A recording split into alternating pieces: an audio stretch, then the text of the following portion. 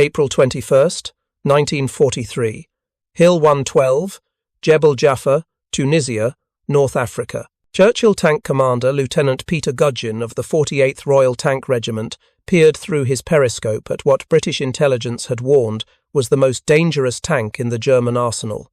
Tiger 131 sat hull down on the ridge, approximately 800 yards distant, its 88mm gun traversing slowly, methodically hunting for targets among the scattered British armour advancing across the valley floor. The Tiger had already knocked out 2 Churchills that morning. Black smoke still rose from their burning hulks. Gudgin's gunner, Trooper Jocelyn, had the 6-pounder gun loaded with armour-piercing shot. The Tiger's frontal armour measured 100mm thick. British intelligence reports were explicit and discouraging. The 6-pounder could not penetrate Tiger frontal armour at any practical combat range. Doctrine was clear. Do not engage Tigers. Frontally. Call for air support. Request artillery concentration. Maneuver for flank shots if absolutely necessary. But the Tiger was positioned perfectly on the ridge, commanding the entire valley. British forces could not advance while it remained operational, and Gudgin had no time to wait for aircraft or artillery. He gave the order to fire. What happened in the next 30 seconds would change British understanding of German heavy tank vulnerability and provide intelligence that shaped Allied anti-tank tactics for the remainder of the war. The shot that disabled Tiger 131 revealed that even the Wehrmacht's most formidable weapon possessed exploitable weaknesses when examined through the cold mathematics of combat engineering rather than the mythology of propaganda. If you're enjoying this deep dive into the story, hit the subscribe button and let us know in the comments from where in the world you are watching from today. The North African campaign by April 1943 had reached its final catastrophic phase for Axis forces. German and Italian armies that had fought across Libya and Egypt for nearly 3 years now found themselves compressed into a shrinking perimeter in northeastern Tunisia, surrounded by British 8th Army advancing from the east and American and French forces pressing from the west and south. The Tunisian campaign was not going as planned for Germany.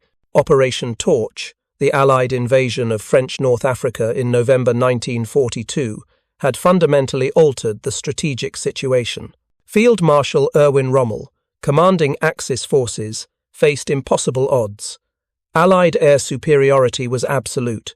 Supply lines across the Mediterranean were being systematically destroyed by Allied naval and air forces. The Afrika Korps that had terrorized Allied forces throughout 1941 and 1942 was starving for fuel, ammunition, spare parts, and reinforcements. Into this deteriorating situation, Germany had committed its newest and most powerful weapon, the Tiger I heavy tank. The first Tigers arrived in Tunisia in November 1942, assigned to Heavy Panzer Battalion 501, one of Germany's elite armoured formations. The Tiger represented a quantum leap in tank design compared to anything the British had previously encountered in North Africa. The specifications were genuinely intimidating. Combat weight of 56.9 tons made it nearly twice as heavy as the 30-ton Churchill infantry tank that equipped British armoured brigades. Frontal hull armour of 100mm and frontal turret armour also 100mm provided protection that no Allied tank gun in North Africa could penetrate reliably at combat ranges. The famous 88mm KWK-36L-56 gun, derived from Germany's highly effective anti-aircraft weapon, could destroy any Allied tank at ranges exceeding 2,000 metres. British tank crews first encountered Tigers in combat during January 1943 near the Robar Valley.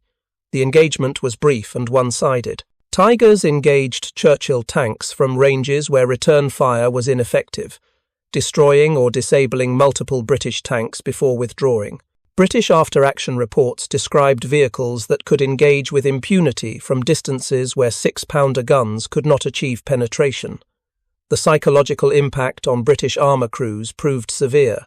Training manuals were hastily revised to include sections on Tiger identification and engagement procedures. The procedures were discouraging: avoid frontal engagement, request air support, maneuver for flank shots only if absolutely necessary. Company commanders emphasized that Tigers appeared in limited numbers and should not be confronted directly by medium or infantry tanks. This created what British officers privately termed Tiger phobia, a psychological reluctance to engage German armour that might include Tigers. The mere report of Tigers in an operational area would cause British units to request additional support before advancing. This psychological effect multiplied the Tiger's tactical value far beyond its actual battlefield presence. British intelligence worked frantically to compile technical information about Tiger capabilities. Most information came from battlefield observations, interrogation of captured German tank crews, and analysis of destroyed Tigers that were too damaged for detailed technical evaluation. What British intelligence desperately needed was an intact Tiger, captured under circumstances that would allow comprehensive technical and tactical analysis.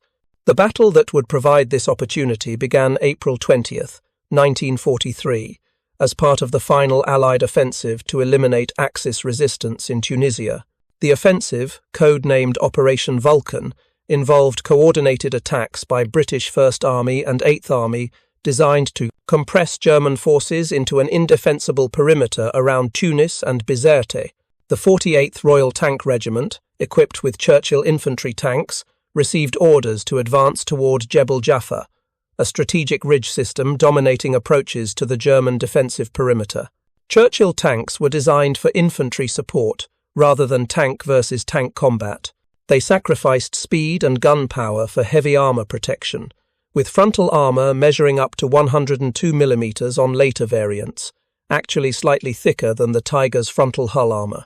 However, the Churchill's main armament was a 6-pounder gun, the British designation for a 57mm weapon that was adequate against earlier German tanks like the Panzer III and Panzer IV, but increasingly inadequate against heavily armoured vehicles like the Tiger.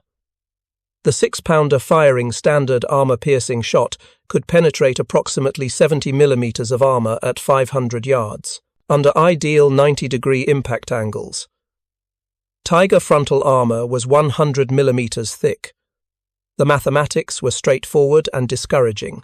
Churchill tanks could not reliably penetrate Tiger frontal armour at any combat range. The only possibility was flank shots at close range, where side armour measured only 80mm, or rear shots, where armour was thinner still. This required manoeuvring to positions where Tigers could easily engage and destroy Churchills before British tanks could achieve firing positions. The morning of April 21st, elements of 48th Royal Tank Regiment advanced toward Hill 112, designated Jebel Jaffa on military maps. Intelligence indicated German forces held the ridge with infantry, anti-tank guns, and possibly armour, including Tigers. The advance began cautiously with reconnaissance elements probing German positions. German defensive tactics in Tunisia during this final phase emphasized preservation of scarce armour assets. Tigers were positioned in hull-down positions on ridge lines, where only the turret was visible to attacking forces. This tactic maximized the Tiger's advantages in armour protection and gun range, while minimizing exposure to return fire. Hull-down Tigers could engage British tanks advancing across open ground, while remaining nearly invulnerable to British guns. Lieutenant Peter Gudgin commanded a Churchill tank in the advancing British formation. His tank, like all Churchills, mounted a 6-pounder gun in a turret that provided limited traverse speed compared to German tanks. The Churchill's mechanical reliability was generally good, but its slow-speed maximum road speed of 15 miles per hour made tactical manoeuvring difficult once committed to an attack. Gudgin had fought in North Africa since the beginning of the Tunisian campaign. He understood Churchill capabilities and limitations intimately. He also understood that Tigers represented the most dangerous threat British armour faced. Intelligence briefs were explicit: do not engage Tigers frontally with 6-pounder guns. The mathematics of penetration made frontal engagement futile. As British forces advanced toward Hill 112 that morning, German defensive fire intensified. Anti-tank guns engaged from concealed positions. Churchill tanks manoeuvred to avoid concentrations of fire while maintaining formation. Then, approximately 800 yards distant on the ridgeline, Gudgin observed what he recognized immediately as a Tiger. The profile was unmistakable. The massive turret, the long 88mm gun, the size that dwarfed even the heavy Churchill. The Tiger was positioned hull down, only its turret visible above the ridge crest. Its gun traversed slowly, tracking targets among the British armour below. Gudgin watched as the Tiger engaged another Churchill. The 88mm gun fired with a distinctive crack different from the lighter German tank guns. 800 yards away, the target Churchill erupted in flames. The penetration was catastrophic. Crew members bailed out frantically as ammunition inside the tank cooked off from the fire. British doctrine was clear. Gudgin should have called for artillery support or airstrikes. Churchills were not supposed to engage Tigers in direct combat, especially not at ranges where the 6-pounder was ineffective, and the Tiger's 88 could destroy British tanks with single shots. But artillery was engaged on other targets. Air support would take time to coordinate. The Tiger was positioned perfectly to dominate the entire valley, preventing any British advance until it was neutralized. Gudgin made his decision. He ordered his gunner, Trooper Jocelyn, to engage the Tiger. Jocelyn, experienced and steady under fire, trained the 6-pounder on the distant Tiger turret. At 800 yards, the chances of penetration were virtually zero, according to every technical manual and intelligence brief. But Jocelyn was aiming at the turret ring, the junction where the turret met the hull, a potential weak point if he could achieve a precise hit. The first shot missed.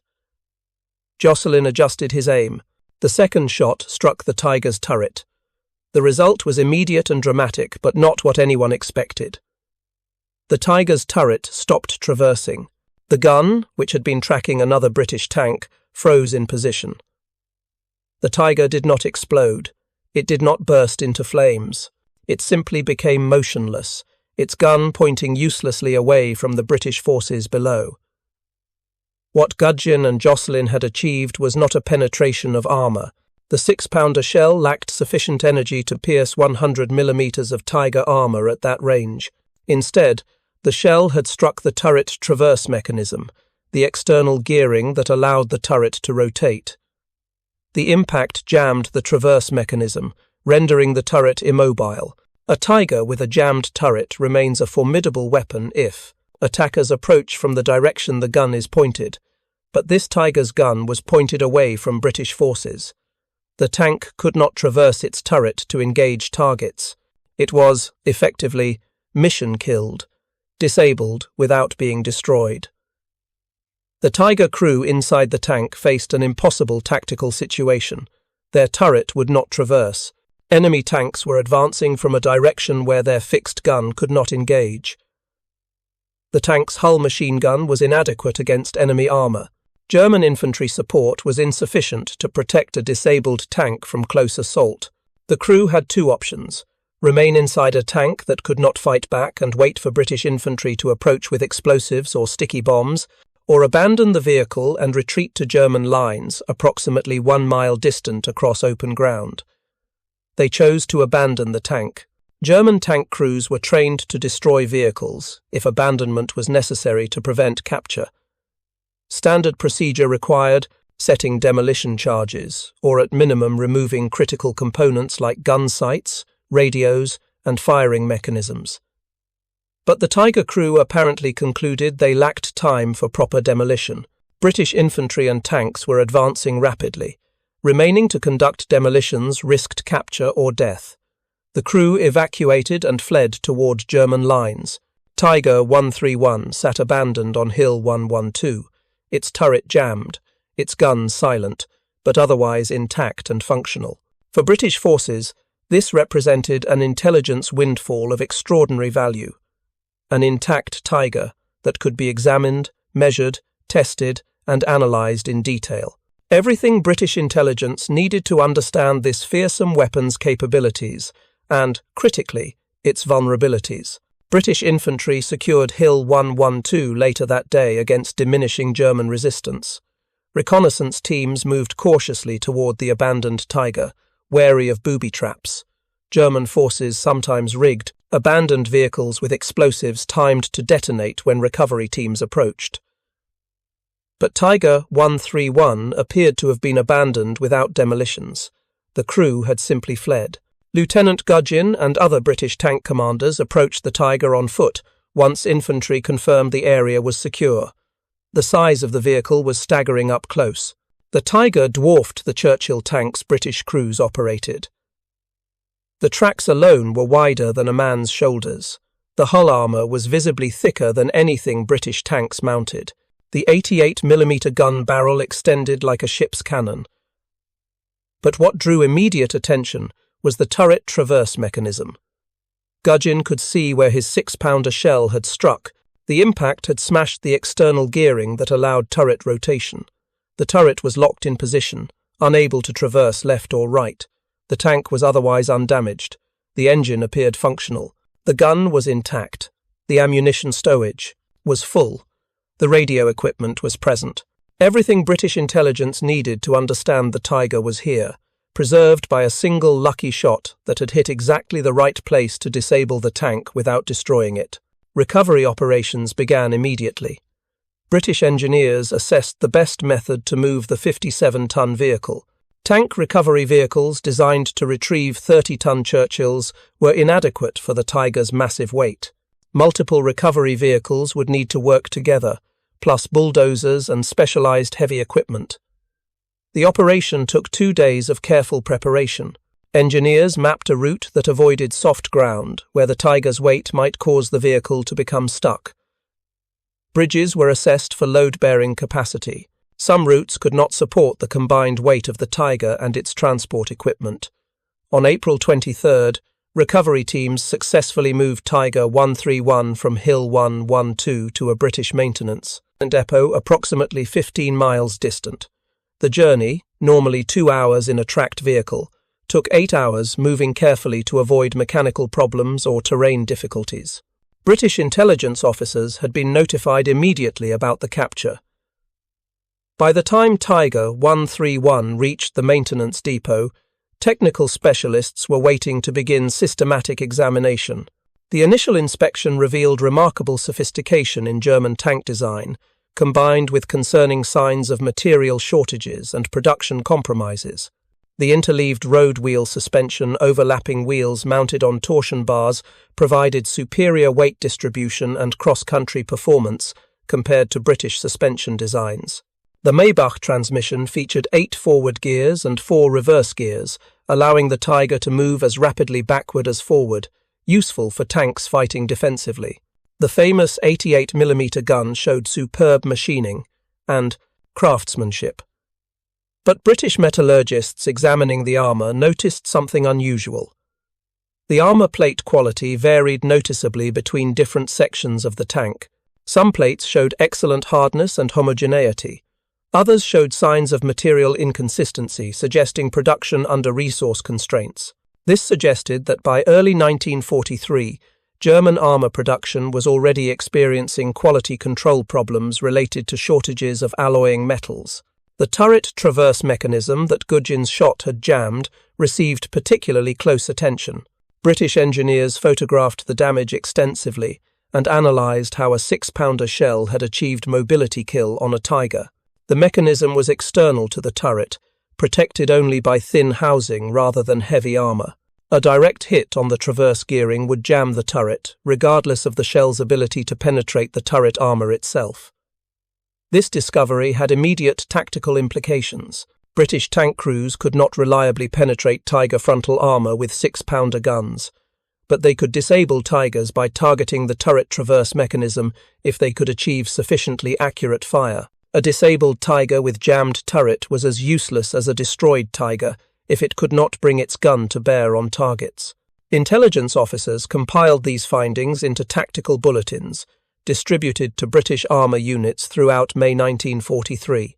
The bulletins included photographs of Tiger 131 showing the location of the turret traverse mechanism. Diagrams illustrated optimal aim points. Text explained that while 6-pounder guns could not penetrate Tiger armour frontally, precision fire targeting the turret traverse mechanism could achieve mobility kills that rendered Tiger's combat ineffective. The bulletins acknowledged that hitting a target as small as turret traverse gearing at combat ranges required skill and favourable conditions. But it gave British tank crews something they desperately needed: a tactical approach to fighting Tigers that did not require waiting for air support or artillery. Churchill crews could engage Tigers directly if they could achieve accurate fire on vulnerable points. Beyond the immediate tactical intelligence, Tiger 131 provided British engineers with their first opportunity to examine German heavy tank design comprehensively. The tank was disassembled systematically at a British technical facility in North Africa, with every component measured, weighed, photographed, and analysed. Armour thickness was verified at multiple locations. The Wehrmacht engine was test-run to evaluate power output and fuel consumption. The transmission was disassembled to understand its mechanical complexity. The findings were compiled into technical reports distributed to British ordnance departments and shared with American allies through intelligence channels. These reports provided the foundation for Allied understanding of German heavy tank capabilities for the remainder of the war. Every subsequent encounter with Tigers could be interpreted through knowledge gained from examining Tiger 131. One finding generated particular interest among logistics officers: fuel consumption data. British engineers test-ran the Wehrmacht engine under various load conditions to measure fuel consumption rates. The results were startling. The Tiger consumed fuel at rates approximately 3 times higher than British cruiser tanks of similar mobility. Under combat conditions with frequent acceleration, manoeuvring, and high power demands, fuel consumption reached levels that suggested severely limited operational range. British intelligence compiled data suggesting that Tigers operating under combat conditions could travel perhaps 30 to 40 miles before exhausting fuel supplies. This compared unfavourably to Churchill tanks that could operate 50 to 60 miles under similar conditions, despite being slower and less manoeuvrable. For lighter, faster British cruiser tanks, operational range exceeded 100 miles under favourable conditions. The intelligence implications were significant. Tigers were formidable weapons in static defensive positions, where fuel consumption was less critical. But Tigers could not sustain mobile operations across extended distances. Any campaign requiring sustained movement would face severe limitations from Tiger fuel requirements that German logistics would struggle to meet. These findings aligned with battlefield observations from the Tunisian campaign. British intelligence officers had noticed that German Tigers rarely operated more than 20 to 30 miles from established supply bases. When Tigers appeared in combat, they typically assumed defensive positions rather than pursuing defeated enemies. This pattern, initially attributed to tactical caution, could now be understood as operational necessity imposed by fuel. Limitations. British armour doctrine evolved rapidly based on intelligence from Tiger 131. Training emphasised that Tigers were most vulnerable when forced to manoeuvre. British tanks should use their superior numbers and adequate mobility to force Tigers to reposition constantly, burning scarce fuel. Extended manoeuvring would exhaust Tiger fuel supplies, creating opportunities to bypass or destroy immobilized vehicles.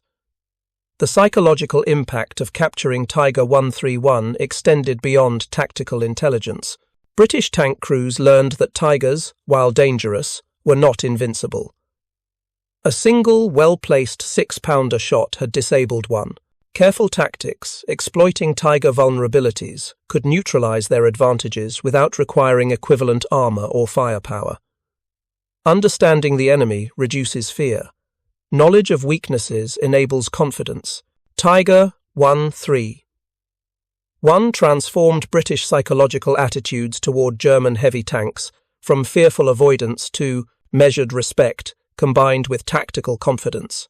Tiger 131's journey from Tunisian battlefield to permanent preservation as a museum piece spans 8 decades and illustrates how a single captured vehicle shaped Allied anti-tank doctrine, influenced post-war tank design, and became the most famous German tank in existence. After initial examination in North Africa, British authorities decided Tiger 131 was too valuable to leave in theatre, where it might be damaged or destroyed by residual German air attacks. The decision was made to transport the tank to England for comprehensive testing at British ordnance facilities that possessed superior technical equipment and testing ranges compared to improvised facilities in North Africa. The logistics of moving a 57-ton tank across the Mediterranean and then across England presented considerable challenges. At Tunis port, loading the Tiger aboard ship required heavy lift cranes rated for 70 tons or more to handle the combined weight of tank and shipping cradle. Port engineers located suitable equipment and loaded Tiger 131 aboard a transport vessel for the Mediterranean crossing to Gibraltar, then north to England. The voyage took approximately 3 weeks, with the ship arriving at a British port in late May 1943. From there, Tiger 131 travelled by special reinforced flatbed rail car to the School of Tank Technology at Chobham, Surrey.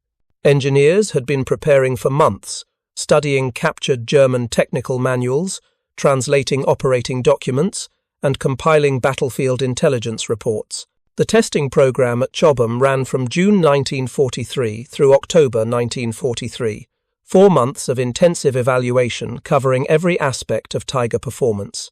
British engineers approached the testing systematically, dividing analysis into categories: armour protection and vulnerability assessment, armament effectiveness and accuracy, mechanical reliability and maintenance requirements, mobility characteristics across varied terrain, and critically, logistical requirements, including fuel consumption, ammunition, stowage, and spare parts needs. The armour testing provided quantitative data that validated battlefield observations. British engineers fired various Allied anti-tank weapons at sections of Tiger armour plate salvaged from damaged Tigers to establish penetration capabilities at measured ranges. The 6-pounder gun firing standard armour-piercing shot could penetrate 70 mm of armour at 500 yards under optimal 90-degree impact angles. Tiger frontal armour at 100 mm thickness was effectively immune to 6-pounder fire at all combat ranges when struck frontally. However, testing confirmed that side armour at 80 mm could be penetrated by 6-pounder fire at ranges under 300 yards if impact angles were favourable. Rear armour, even thinner, was vulnerable to 6-pounder fire at ranges up to 500 yards. This validated British tactical doctrine emphasising manoeuvre to achieve flank or rear shots rather than frontal engagement. The 17-pounder anti-tank gun, entering British service in limited numbers during mid-1943, showed dramatically better performance. Firing armour-piercing discarding sabot ammunition, the 17-pounder could penetrate Tiger frontal armour at ranges up to 1,000 yards. This provided British forces with their first weapon capable of engaging Tigers frontally with reasonable probability of penetration at combat ranges. American 75mm and 3-inch guns, tested for comparison since American forces would face Tigers in Italy and eventually France, showed performance generally comparable to British 6-pounder weapons. American tank guns could not reliably penetrate Tiger frontal armour, but could achieve penetration against side and rear armour at medium ranges. This information was shared with American ordnance departments and influenced American development of the 76mm gun for Sherman tanks, a weapon with penetration capabilities approaching the British 17-pounder. The 88mm gun mounted on the Tiger received thorough testing for accuracy and effectiveness. British engineers test-fired the gun at various ranges using captured German ammunition. The results confirmed German claims about weapon performance. At 1,000 yards, the 88mm gun could reliably penetrate 120mm of armour, sufficient to defeat any Allied tank frontally. At 2,000 yards, penetration remained adequate to destroy Sherman and Churchill tanks through frontal armour, while Allied return fire at the same range was ineffective. This engagement range differential the ability to destroy enemy tanks at ranges where return fire posed no threat, represented the Tiger's primary tactical advantage. German doctrine emphasized using this range advantage to destroy Allied armour from positions where German tanks remained invulnerable. The tactic worked devastatingly well when Tigers could maintain favourable positioning and when fuel supplies permitted the mobility necessary to achieve and maintain optimal engagement ranges. Mobility testing revealed characteristics that British observers found both impressive and limiting. The interleaved road wheel suspension provided excellent cross-country performance over rough terrain, distributing the tank's massive weight effectively to prevent ground pressure from causing the vehicle to bog down in soft soil. British engineers noted that ground pressure, the vehicle weight divided by track contact area, was actually lower for the Tiger than for lighter British cruiser tanks, despite the Tiger's 57-ton weight. The wide tracks and effective suspension made the Tiger surprisingly mobile cross-country. However, the interleaved suspension created maintenance problems that British engineers recognised immediately. The overlapping wheel arrangement meant that changing an inner road wheel required removing multiple outer wheels first. British maintenance crews timed this operation, discovering that changing a single inner wheel could require 4 to 6 hours, even with proper tools and experienced personnel. Under field conditions, without specialised equipment, the operation could consume an entire day. Winter operations revealed even worse problems. Mud accumulated between the overlapping wheels during cross-country movement.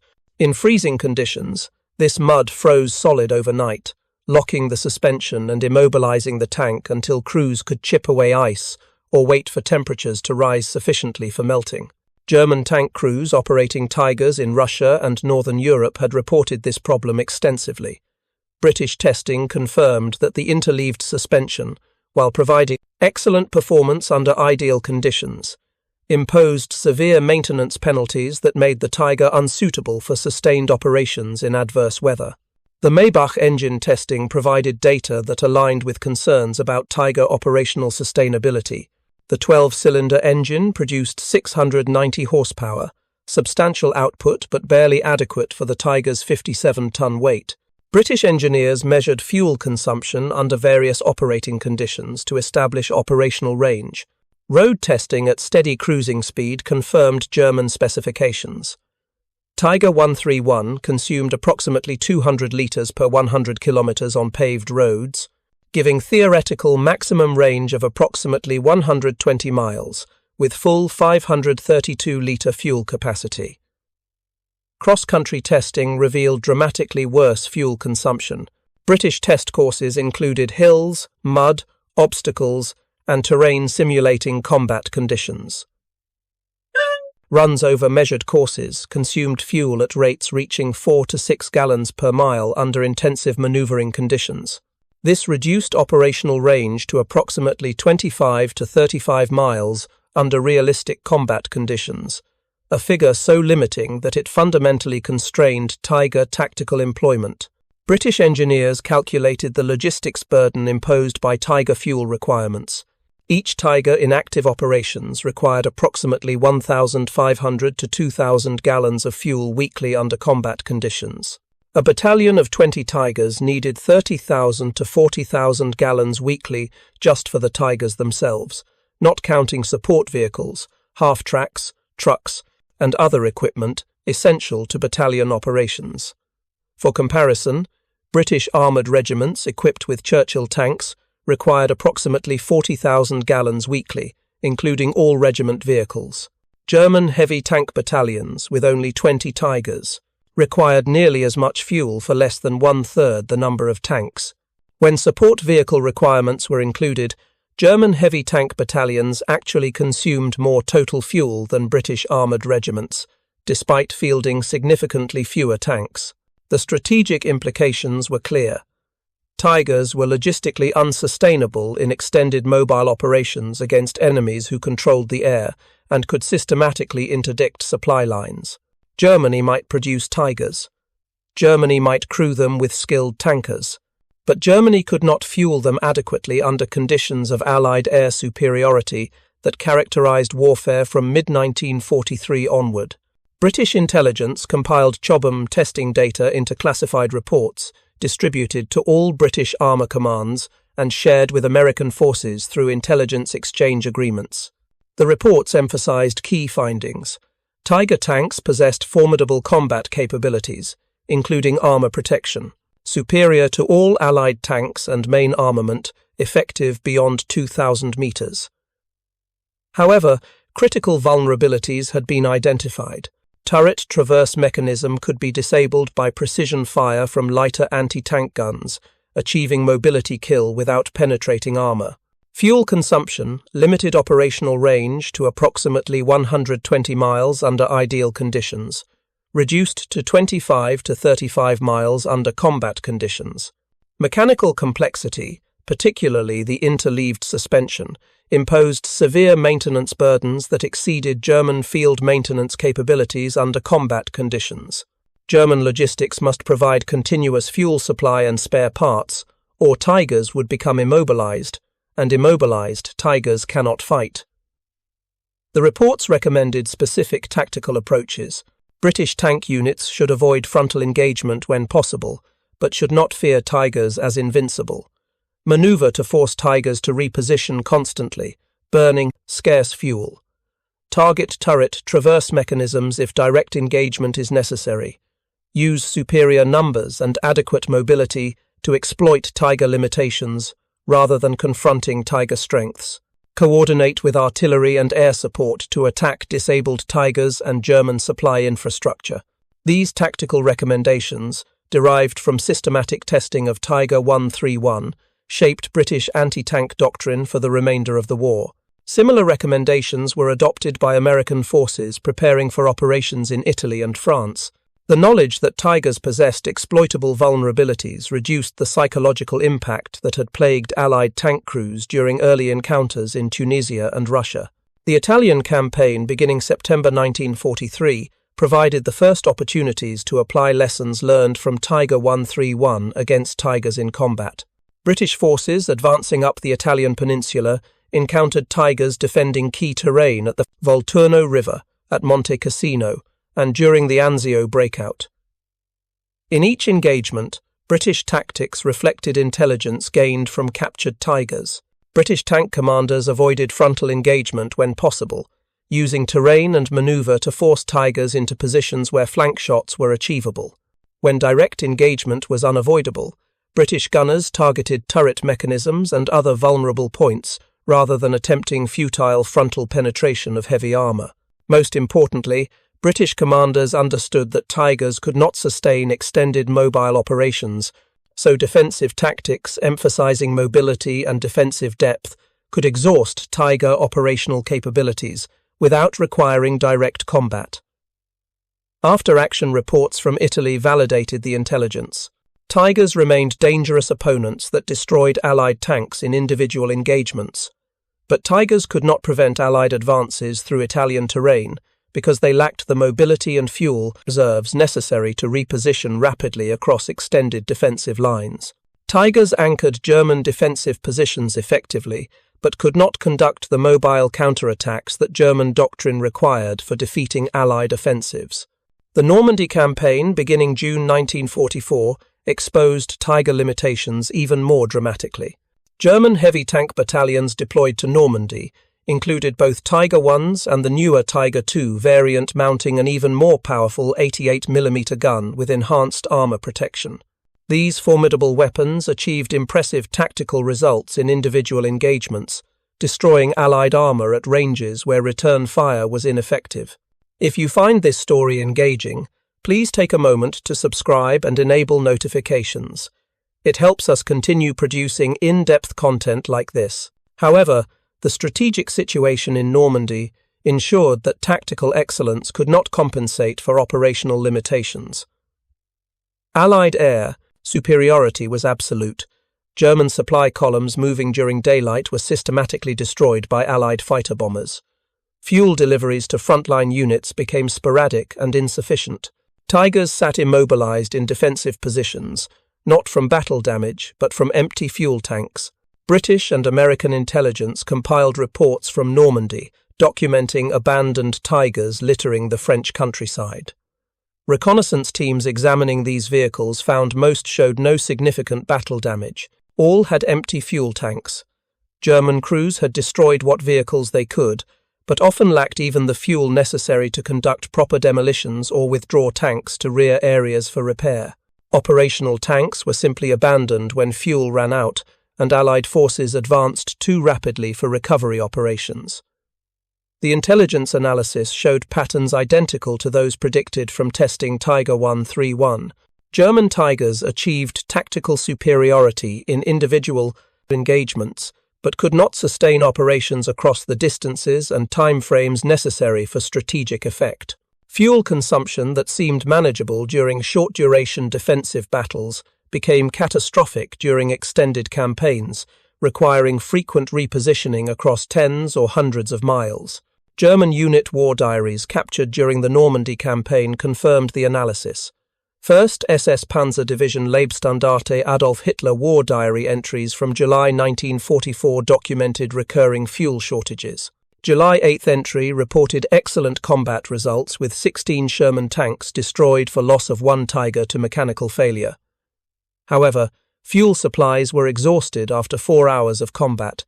The battalion sat immobile awaiting fuel trucks while Allied forces withdrew. Pursuit was impossible due to fuel shortage. July 20th entry reported fuel allocation reduced by 40% with orders to conserve fuel strictly.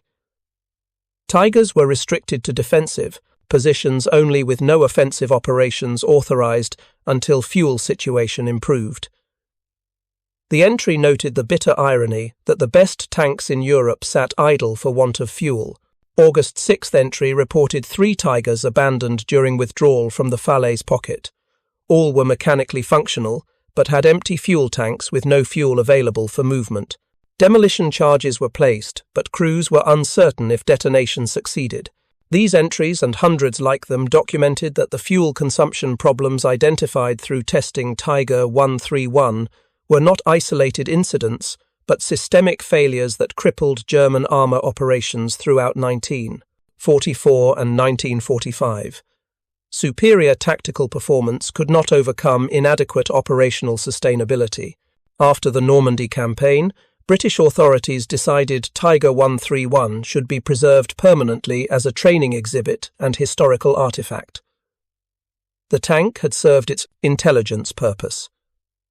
Every lesson it could teach had been documented and distributed.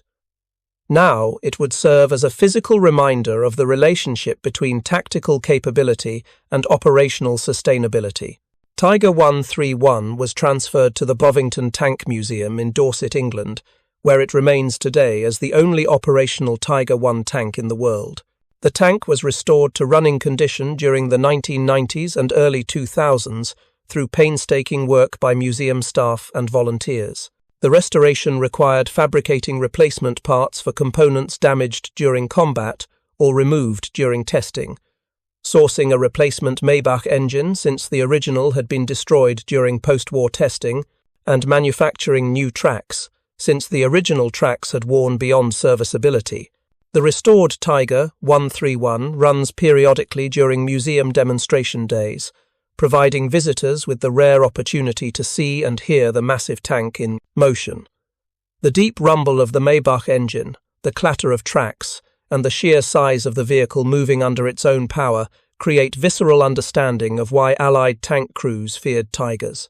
But the demonstrations are brief, carefully controlled, and conducted only under ideal conditions, never approaching the sustained combat operations that German forces attempted and that fuel consumption made unsustainable. The museum displays Tiger 131 with extensive interpretive materials, explaining its capture, the intelligence derived from its testing, and its influence on Allied tactics and post-war tank design. Educational programs use Tiger 131 to teach students about the relationship between engineering specifications and operational reality, about how superior individual weapon performance cannot compensate for systemic logistical failures, and about the importance of reliability and sustainability in military equipment. The broader lessons from Tiger 1.3.1 extend beyond World War II to influence contemporary military planning and defense procurement. The principle that the best weapon system is the one that is actually available when needed rather than the one with the most impressive specifications became foundational to Western military procurement after World War II. This philosophy directly contradicted the German approach that had emphasized maximum individual performance while accepting or ignoring operational sustainability constraints. American tank development after World War II incorporated lessons learned from examining captured German tanks, including Tiger 131. The M46 and M47 Patton tanks entering service in the late 1940s emphasized mechanical reliability and operational range as design requirements equal to armor and firepower. The M48 Patton, developed in the 1950s, achieved better than 1 mile per gallon fuel economy, despite weighing 47 tons, ensuring operational per range sufficient for sustained mobile operations. The M60 tank entering service in 1960 continued this emphasis on reliability and sustainability. The M1 Abrams tank entering service in 1980 represents the culmination of this philosophy.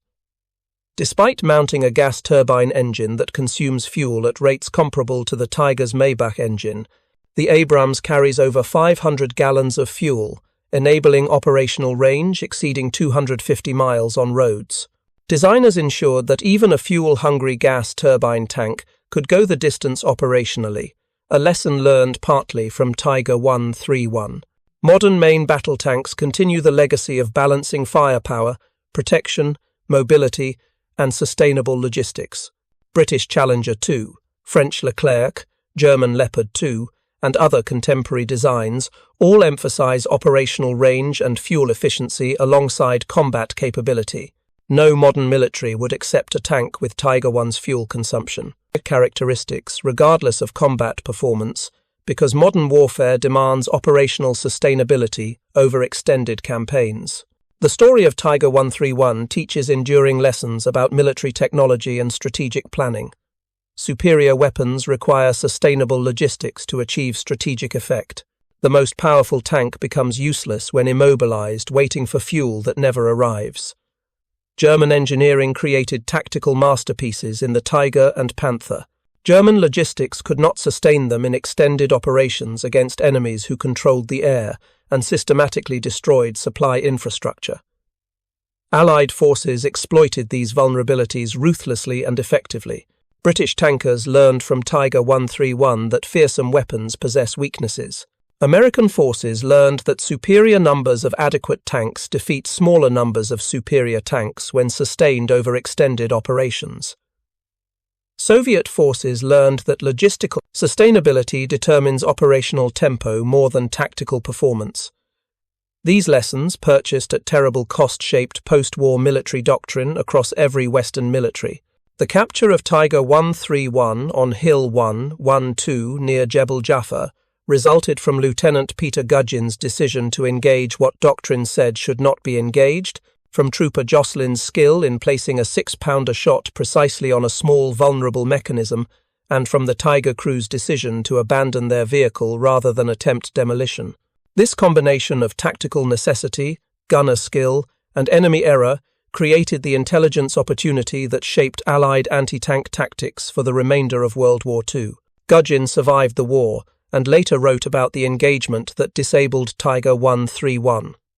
His account emphasized that he felt no particular courage in ordering his gunner to fire at the Tiger.